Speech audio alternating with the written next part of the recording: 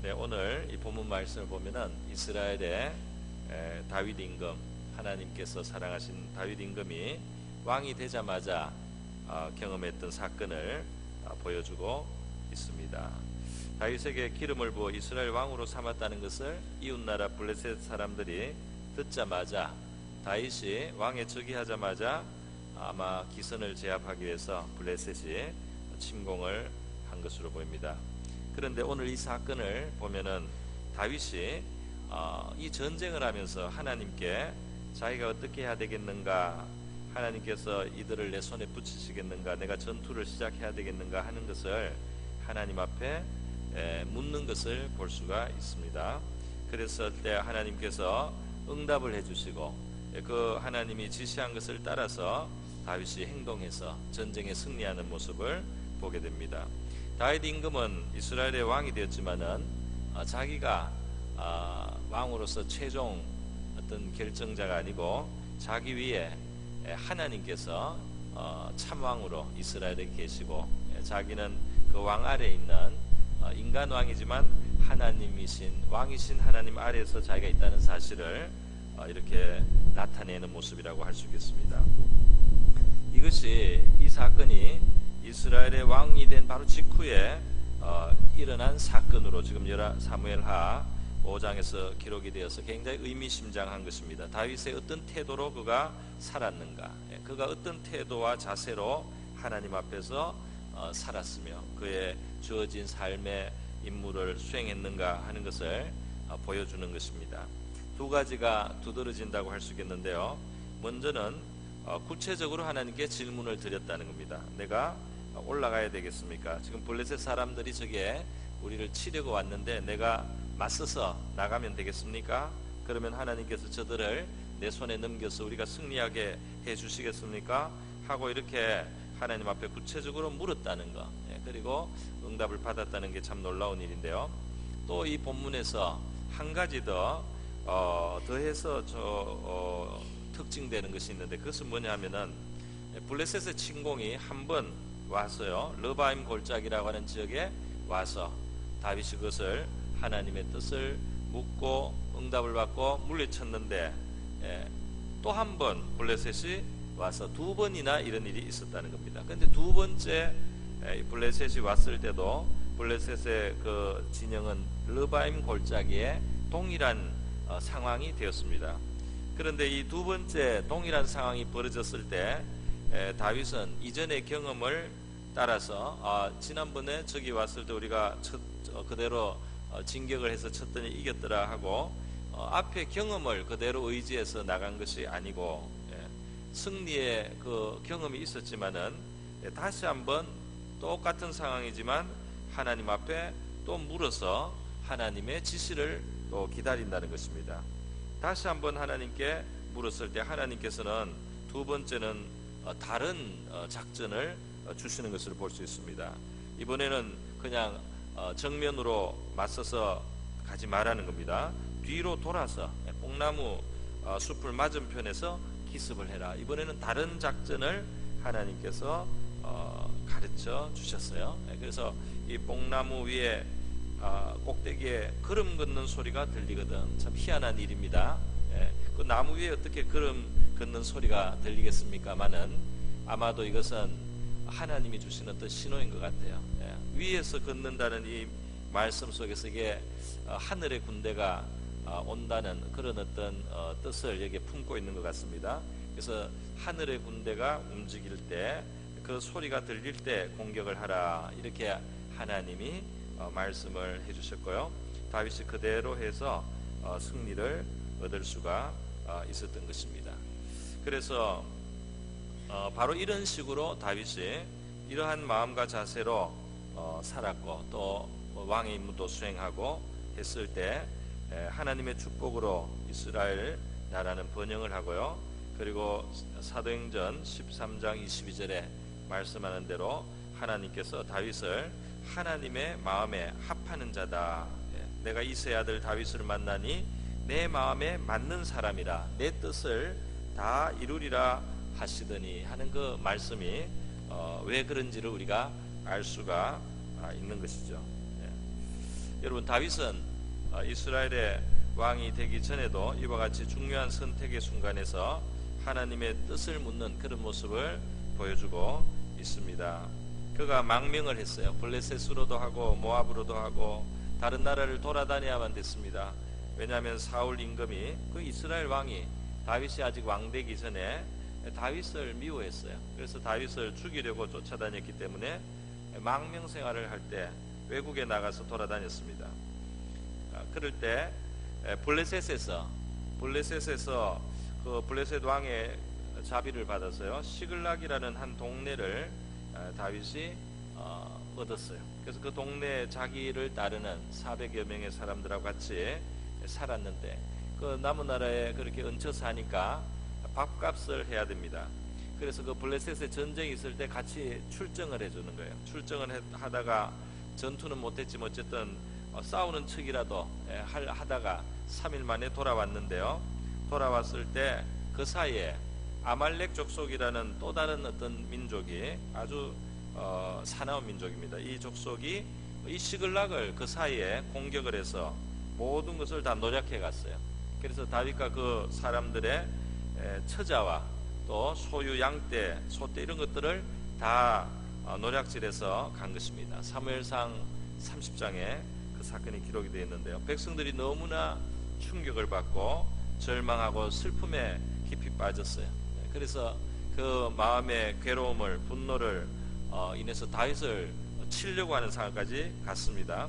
그러나 하나님께서는 다윗에게 힘을 주셨어요. 다윗이 하나님을 의지하고 힘을 얻었습니다. 그때 다윗이 한 행위가 무엇이냐 했더니 다시 하나님께 묻는 거였어요.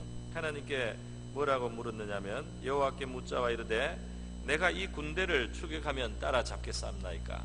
벌써 공격을 당했고 빼앗긴 지가 며칠, 3일 안에 며칠 되겠죠. 하루 이틀 3일 될 텐데 내가 이 군대를 추격하면 따라잡겠습니까? 이렇게 하나님께 물었어요. 그래서 하나님의 응답을 기다렸더니 하나님께서 말씀하시기를, 그를 쫓아가라. 내가 반드시 따라잡고 도로 찾으리라. 이렇게 말씀을 하시는 겁니다. 그래서 다윗이 그 말씀에 힘을 얻고 나가서 전투를 했을 때 정말 모든 그 빼앗겼던 처자와 또 자신들의 재물과 우양과 이런 것을 찾을 뿐 아니라 아말렉 족속의 여러 가지 재산까지 다 노략을 해서 오히려 큰 승리를 얻게 된 그런 사건을 보게 됩니다. 다윗은 이것처럼 하나님의 뜻을 자기의 삶 속에 존중하는 그런 마음이 있어서 하나님께 묻는 것입니다. 하나님, 이렇게 하면 되겠습니까? 하나님, 저렇게 하면 되겠습니까? 하고 이 묻는 자세를 다윗이 보여준다는 것입니다. 그는 어려운 시기에도 하나님의 뜻을 존중을 했습니다. 그래서 그가 블레셋, 모압 이런 지경으로 생명의 위협을 피해서 망명하며 지낼 때도 하나님께서 선지자를 통해서 어느 날은 그에게 말씀하신 적이 있습니다. 선지자 갓이 어느 날 모압 땅에 있는 이 다윗을 찾아왔어요. 찾아와서 이 요새에 있지 말고 떠나서 유다 땅으로 들어가라. 거기에 몸을 피해서 안전하게 있는데 하나님께서는 선지자를 통해서 유다 땅, 그러니까 사울 왕이 지금 다윗을 찾아서 해하려고 하는 그 땅으로 들어가라는 말씀을 하시는 겁니다. 물론 그 땅이 넓기는 하겠지만은 불안한데 하나님이 들어가라고 하는 거예요. 그 말씀을 듣고 다윗이 그곳을 떠나서 유다 땅 헤레 숲으로 갔다는 말씀이 있고, 다윗이 들어가니까 사울이 다윗이 다시 나타났다는 말을 듣고 또 추격을 해오기 시작하는데, 그렇게 추격당하는 땅으로 하나님께서 다윗을 일부러 들으시는데 다윗이 그 말씀을, 그 뜻을 순종하는 모습을 우리가 볼 수 있습니다. 그런데 이러한 것들이 이 기초가 되어서 말이죠, 하나님께서는 다윗을 승리자로 결국은 만들어 주시는 것입니다. 여러분, 하나님의 뜻을 성실하게 묻고 또 아는 하나님의 뜻을 내가 아는 범위에서 순종하려고 하고요, 함으로써 다윗은 그의 시대가 또 그의 삶이 성공과 번영을 누릴 수가 있었습니다. 우리 다윗과 반대되는 한 경우가 나오는데요. 여호수아도 굉장히 훌륭한 사람입니다. 훌륭한 믿음의 사람이요 이스라엘의 지도자예요. 가나안 정복의 첫 시대에 자기 사명을 다 감당해서요 맡겨진 그 전쟁을 승리하신 그런 인물입니다. 그런데 이 여호수아는 실수한 것이 성경에 나옵니다. 어떻게 실수했느냐? 여호수아 9장에 보면요, 이 이스라엘 군대와 하나님이 함께 하신다는 소문이 이미 그 가나안 땅의 사람들에게 다 퍼져서 그 사람들 중에 전쟁을 준비하는 사람도 있지만 빨리 이스라엘에게 평화협정을 맺어서 살아남으려고 하는 그런 꾀를 부리는 사람들도 있었어요. 그것이 바로 기브온 주민이라고 하는 기브온 사람들이 그런 계획을 세웠습니다. 그래서 이 사람들이 사신을 보내면서 일부러 전대가 헤어진 것을 갖고 찢어서 기운 가죽 포도주 부대를 싣고 아주 낡은 신을 신고 또 낡은 옷을 입고 또 그들이 가져가는 떡은 곰팡이 핀 것을 들고 가는 거예요. 그렇게 가서 여호수아가 있는 곳에 도착해서요, 우리가 멀리서 왔으니까 우리하고는 싸우지 않기로 조약을 맺읍시다 그랬어요. 그랬더니 여호수아가 너희들 이곳에 있는 족속 아니냐? 우리는 이곳에 있는 족속과 놓은 평화조약 못 만데 여기 하나님이 다 몰아내라고 했으니까 여기 있으면은 우리는 싸워야 된다. 그랬더니 우리는 멀리서 왔다고, 우리는 심히 먼 나라에서 왔다고, 여기 이 곰팡이 난 빵을 보라고 말이죠. 예, 우리가 따끈따끈한 걸 가지고 왔는데 오는 동안에 이렇게 말라서 곰팡이가 났으니까 우리가 얼마나 멀리서 왔겠습니까? 우리가 새 포도 부대에 넣어 왔는데 지금 이게 다 낡고 찢어질 지경이 되고 우리 옷도 이렇게 낡고 우리 신도 이렇게 낡았는데 우리가 얼마나 멀리서 왔겠어요. 그랬더니 여호수아가 하나님께 묻지 아니하고 백성이 이것을 어떻게 해야 될지 하나님께 묻지 않고 곧 그들과 화친하여 그들을 살리리라는 조약을 맺고 회중 족장들이 그들에게 맹세하였다 그랬어요. 물론 거짓말에 속아서 맹세를 해버렸습니다. 근데 이 중요한 일을 하기에 앞서서 왜 여호와께 묻지 않았느냐 하는 그 책망투의 말씀이 성경에는 되어 있어요. 이 중요한 일을 하면서 왜 여호와께 묻지 않고 그렇게 중요한 일을 결정하느냐 말이죠. 너희가 하나님의 백성이고 하나님이 너희의 주인이고 왕이라면 중요한 일을 할 때, 중요한 결정을 할 때 하나님께 물어야 될 거 아니냐 말이죠. 하나님의 뜻이 어디에 있는지를 묻고 그렇게 순종해야 될 거 아니냐, 이렇게 책망하는 그러한 내 뜻으로 여호와께 묻지 않았다, 이것을 기록을 하고 있어요. 그 조약을 맺고 나서 3일 만에 발견이 된 겁니다. 바로 가까이 있는 거예요. 가까이 있어요. 그래서 비록 거짓말로 조약을 했더라도 우리가 너희들과는 싸우지 않겠다는 맹세를 하나님의 이름으로 했기 때문에 그 맹세를 어길 수가 없는 거예요. 그래서 이스라엘은 그 기브온 족속들을, 기브온 사람들을 결국은 전쟁할 수가 없게 된 겁니다. 그 땅을 그들이 몰아낼 수가 없게 된 거예요. 그래서 할 수 없이 나중에 그들이 항복을 하기 때문에 나무를 패며 물을 깃는 그런 종으로 그들을 이제 부리게 되는 것입니다. 그런데 이것이 원래 하나님의 뜻과 계획에서는 멀어졌다는 것이에요.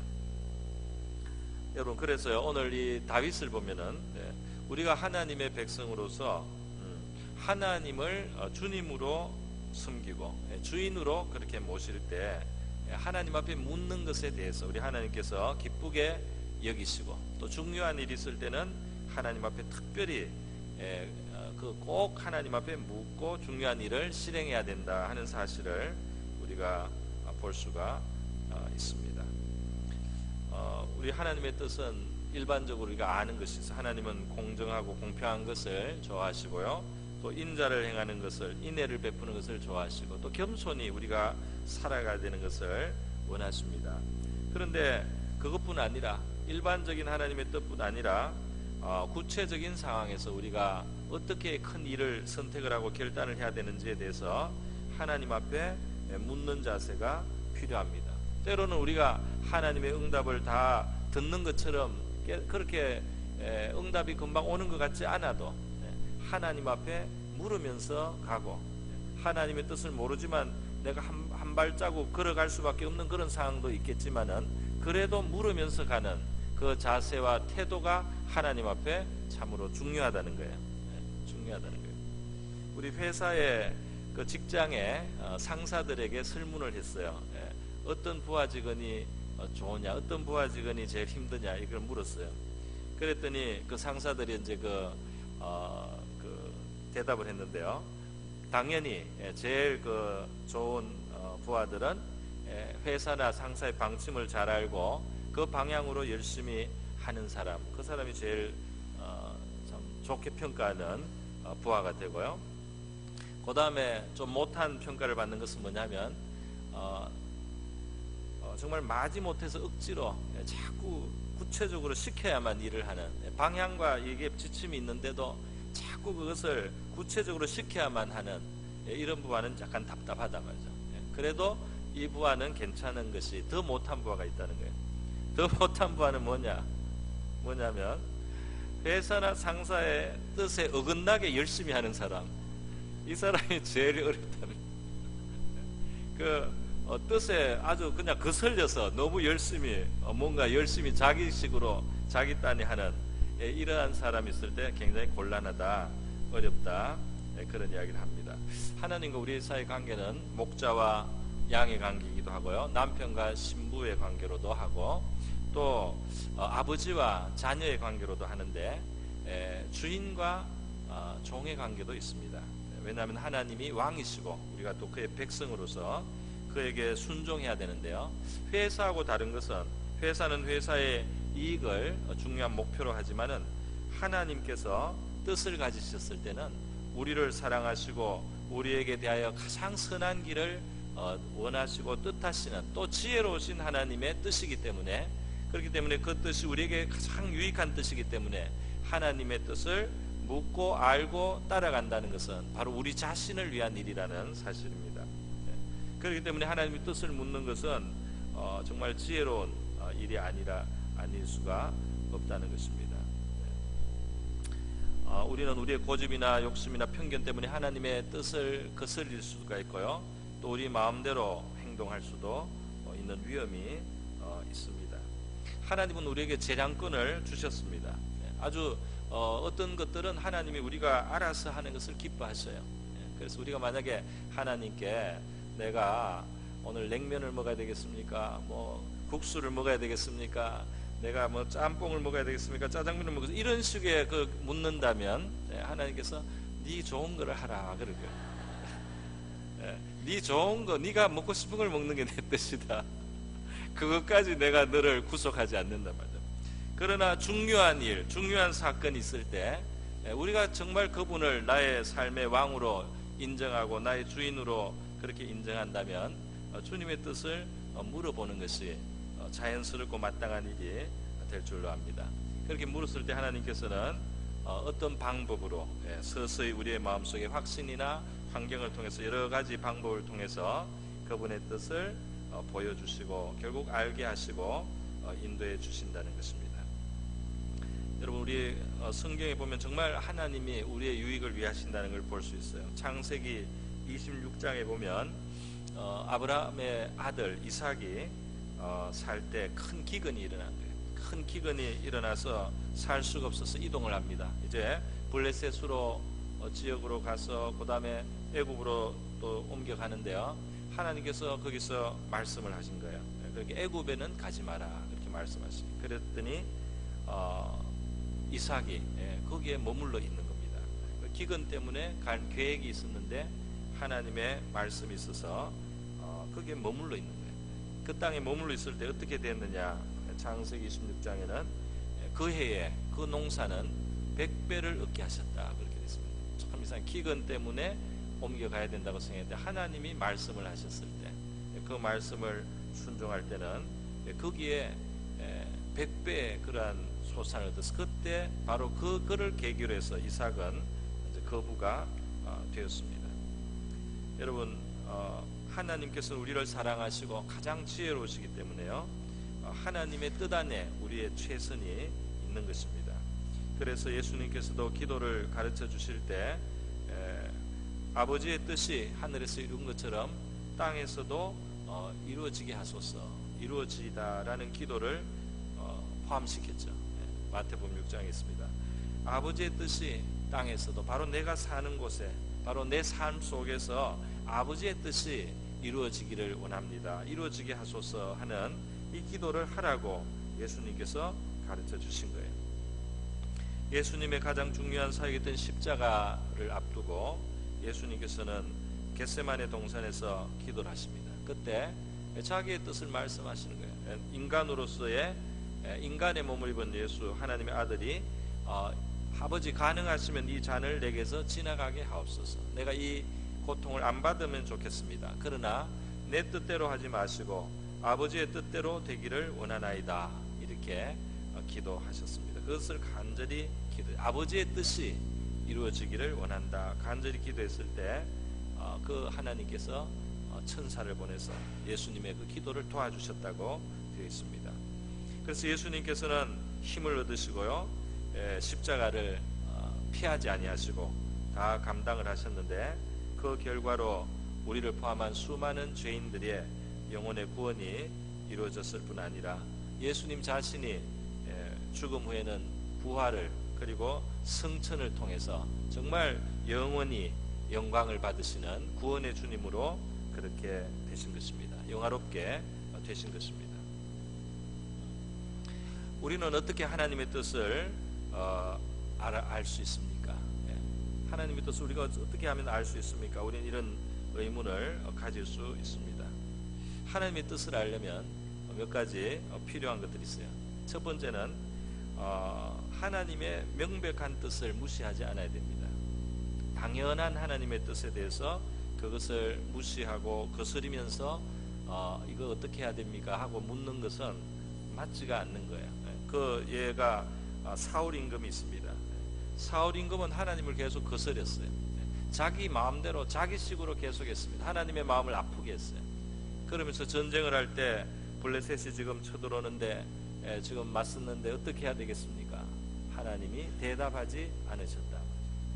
하나님과의 그 관계가 최소한 하나님의 뜻대로 살려고 하는 그런 노력이 없이 자기 멋대로 하면서 필요할 때 하나님께 뜻을 알려달라, 어떻게 해야 되겠느냐, 이렇게 물으면은 하나님이 대답하지 않을 수 있다는 겁니다.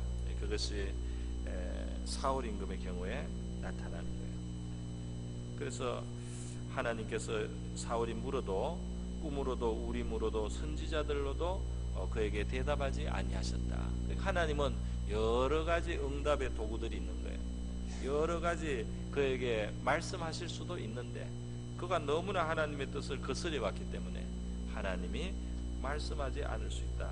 그 어떤 도구도 하나님의 응답을 주지 못할 수가 있다는 거예요. 그렇기 때문에 물론 우리가 불완전하고 때로 참 거스리고 이런 존재기는 하지만은 그래도 회개하고 하나님의 뜻대로 살려고 하고 내가 아는 범위 안에서 하나님의 뜻을 순종하려고 하는 그 자세를 가지고 우리가 신앙생활 하면서요, 그러면서 하나님의 뜻을 물을 때 우리가 응답을 받을 수 있을 줄 믿습니다.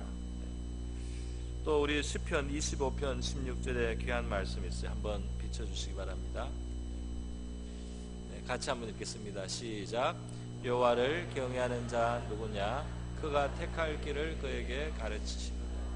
하나님을 경외하는, 하나님을 공경하고 아주 귀중하게 소중하게 이렇게 여길 때 하나님께서는 그에게 택할 길을 가르쳐 주신다. 중요한 일이 있을 때 하나님께 묻는다는 것이 하나님을 중요하게 생각한다는 것이죠. 다윗이 전쟁을 앞두고 말이죠, 자기의 지혜나 꾀로만 하는 게 아닙니다. 하나님 앞에 어떻게 해야 되겠습니까? 이대로 나가면 됩니까? 돌아가야 됩니까? 하나님 앞에 물을 때 하나님이 말씀해 주시는데요, 그 묻는 것을 우리가 보면서 그게 응답하시는 것을 오늘 본문에서 보면서 우리가 중요한 거 하나 볼 수 있지 않습니까? 뭐냐면은 이 묻고 대답한다는 거, 그 뜻을 구한다는 거 말이죠. 이것이 정말 같이 동행하는 관계라는 거예요. 동행을 하는 거예요. 같이 살아가는 거예요. 하나님과 더불어 살아가는 겁니다. 그러니까 하나님께서 응답의 방법도 이 뽕나무 수풀 위에 발걸음 소리가 들릴 때 너가 그 공격을 시작하라, 그렇게 말씀하지 않습니까? 그러니까 다윗의 전쟁은 다윗이 혼자 하는 것이 아니고 다윗과 그 군대만 하는 것이 아니고 하나님이 함께 하시는 전쟁이 되는 겁니다. 그 다윗의 생애가 하나님이 함께 하시는 삶이 되는 겁니다. 우리가 주 예수를 믿고 하나님을 우리의 하나님으로 그렇게 모셨을 때 하나님이 우리의 왕이 되시고 우리의 보호자가 되시고 우리의 공급자가 되시는데요, 그 하나님과 더불어 사는 삶으로 부름을 받았습니다. 그래서 중요한 일이 있을 때 묻는 겁니다. 그리고 우리의 삶은 그냥 나의 꽤나 지혜와 노력 안에서만 되는 것이 아니고 하나님이 도우시고 그의 천군과 천사들이 하나님의 사자들이 도와주시는 그런 삶을 살 수가 있는 거죠. 그런 삶으로 우리가 부름을 받은 거예요. 그렇기 때문에 하나님께 묻는 것이 자연스럽고 당연한 것이 되는 거예요. 로마서 8장 14절에 우리가 예수 믿고 하나님의 영이 우리 안에 오셔서 성령이 우리 안에 오셨기 때문에 우리 하나님 인도를 받을 수 있다는 겁니다. 같이 한번 읽겠습니다. 시작. 무릇 하나님의 영으로 인도함을 받는 사람은 곧 하나님의 아들이라. 그 하나님의 뜻을 하나님이 알려주실 수가 있어요. 성령이 우리에게 오신 것입니다. 또 이사야 30장 21절에는 메시아가 왔을 때 이 성령이 오셔서 우리를 지도하시는 스승이 되신다는 그 예언의 말씀인데요. 같이 한번 읽겠습니다. 시작.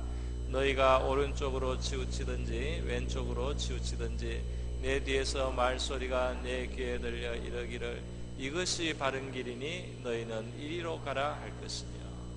하나님이 알려준다는 마음속에 알게 하시는 겁니다. 이전에 어떤 학생이 제가 다른 교회에서 사역을 할 때 어떤 학생이 교회에서 신앙생활을 하다가 어느 날 저한테 물었어요. 자기는 이제 공부를 하기 싫대요. 자기는 신학교를 하고 싶다 그랬어요. 자기는 반도체를 공부하는데 반도체 이게 무슨 뜻이 있습니까? 더 중요한 일을 하고 싶은데 신학교에 가서 내가 사역자가 되고 뭐 선교사가 되든지 목회자가 돼야만 좀 뜻있을 것 같다고 그렇게 저한테 이야기를 했습니다. 그래서 제가 하고 싶은 거는 그렇다고 할지라도 하나님께 이거는 좀 물어야 돼. 이거 중요한 일이니까 하나님께 물어서 작전 기도를 하고 그렇게 하나님이 확신을 줬을 때 네가 움직여야 될 거다 그랬어요. 그랬더니 이 학생이 점심 때 이제 그 학교 뒤에 산에 가가지고 기도를 했습니다. 제가 지금 오래돼서 기억은 구체적으로 안 나요. 금식을 했는지 안 했는지 10일을 했는지 30일을 했는지 20일을 했는지 제가 그까지가 지금 생각이 안 납니다. 근데 작정을 하고 시간이 되면 거기 가서 기도를 했어요. 하나님 제가 신학교를 가도 되겠습니까? 안 되겠습니까? 기도를 여러 날 가서 매일 이제 그 시간에 가서 기도를 했어요. 그리고 이제 얼마 후에 저한테 왔습니다. 저한테 와서 전도사님, 그때 아마 제가 전도사님이었어요. 전도사님 어떻게 됐나 했더니 신학교에 가고 싶은 마음이 싹 없어졌습니다. 그래서 응답을 받았구나. 그냥 하고 싶은 대로, 물론 성경에는 빌립보서 2장 13절에는 너희 안에 행하시는 이는 하나님이시니 자기의 기쁘신 뜻을 위하여 너희에게 소원을 두고 행하게 하신다. 우리의 마음을 이끌어서 하나님이 하나님의 뜻에 맞는 일을 하게 할 때도 있어요. 우리의 소원이 생기는 거죠. 착한 소원, 선한 소원, 그런 소원이 생겨서 어떤 길을 택하고 어떤 일을 하도록 하나님 그렇게 만들어 주시기도 합니다. 그러나 내가 원한다고 그게 하나님 뜻은 아니에요. 모두가, 그죠? 하나님이 주시는 소원이 있어요. 그러나 내가 원하는 모든 것이 하나님 뜻은 아닙니다. 나의 생각에는 편견도 있고 욕심도 있고 고집도 있고 잘못된 마음도 있고 잘못된 동기도 있을 수 있어요. 그러니까 하나님 뜻이 아닐 수 있어요. 또 좋은 동기로 하더라도 하나님은 더 좋은 계획이 있을 수 있습니다. 그렇기 때문에 하나님 앞에 중요한 일들을 두고 묻는다는 것, 이것은 신앙인으로서 꼭 해야 될 일인 줄로 믿습니다. 그래서 하나님의 뜻을 우리가 이렇게 중요한 순간이 왔을 때 물어야 되겠지만 늘 평소에 우리의 기도 속에는 하나님의 뜻을 깨달으면서 행할 수 있게 해달라는 기도를 늘 평소에 사실 해야 되는 거예요. 골로새서 1장 9절인데요. 한번 보여주세요. 같이 한번 읽겠습니다. 시작. 이로써 우리도 듣던 날부터 너희를 위하여 기도하기를 그치지 아니하고 구하노니 너희로 하여금 모든 신령한 지혜와 총명 하나님의 뜻을 아는 것으로 채우게 하시고, 하나님의 뜻을 아는 그런 지혜를, 깨달음을 늘 달라는 이런 기도를 우리가 해야 된다는 것입니다. 여러분, 그래서 하나님께서는 하나님의 뜻을 순종하기 위해서 성실하게 묻는 자들에게 깨우쳐 주시고요, 또 모든 방법과 여건을 통해서 하나님의 뜻을 알 수 있게 해주시고, 그래 좋은 것을 우리가 택하도록 만들어 주시는 하나님이십니다. 우리의 신앙생활은 하나님과 함께하고 하나님의 뜻을 묻고 또 하나님의 도움을 받아서 나가는 신앙생활인 줄로 믿습니다. 저와 여러분의 삶 속에 이러한 하나님께 묻는 기도가 있고 하나님의 응답을 받아서 우리가 승리하고 또 최선의 결과를 얻는 여러분의 삶이 되시기를 주님의 이름으로 축원드립니다. 다 같이 기도하겠습니다. 이 시간 기도할 때 하나님의 뜻을 묻게 하시고 내가 하나님의 뜻을 존중하며 살게 하시고 하나님의 도움 속에 살아가게 하옵소서 기도하고, 여러분이 지금 가지고 있는 택할 길에 대해서 하나님 앞에 또 기도하시면 되겠습니다. 다 같이 한번 기도하겠습니다. 기도합니다.